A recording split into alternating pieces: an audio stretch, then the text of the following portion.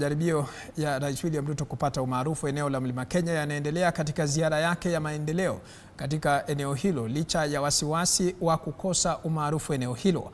Anajiri siku moja baada ya kuingia katika eneo la Mlima Kenya hapo jana, ambapo ameendelea kutoa ahadi tele kwa wakazi na kutoa wito wa umoja, akisema kwamba umoja wa kitaifa utafungua uwezo wa nchi. Chichi Josephine na maelezo zaidi.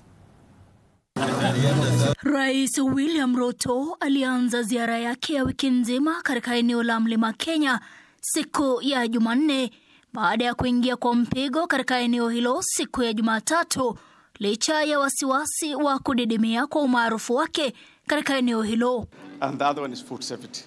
Katika kile kilichoonekana kama juhudi za kutafuta umaarufu eneo hilo, rais alitoa ahadi kwa wakazi na pia kutoa hati miliki kwa wamiliki wa ardhi eneo la Tigania, kaunti ya Meru. Tangu dunia iumbwe, hii dunia ijawahi pata titles.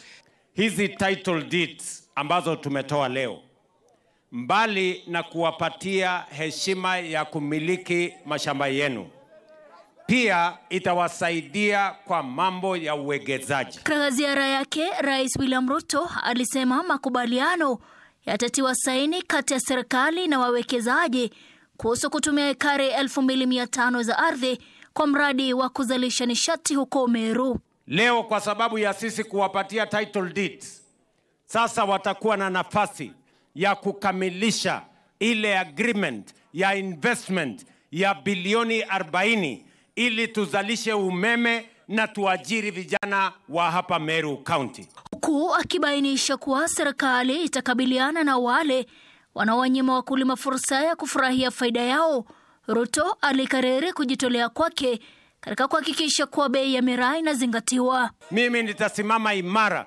kuhakikisha ya kwamba vile mliniheshimu mkanipatia kura zenu, na mimi nitawaheshimu, nitawafanyia kazi mpaka mshangae. Rais alitoa wito kwa Wakenya kuungana na kujiepusha na siasa za migawanyiko, akibainisha kuwa umoja wa malengo utafungua uwezo mkubwa wa taifa.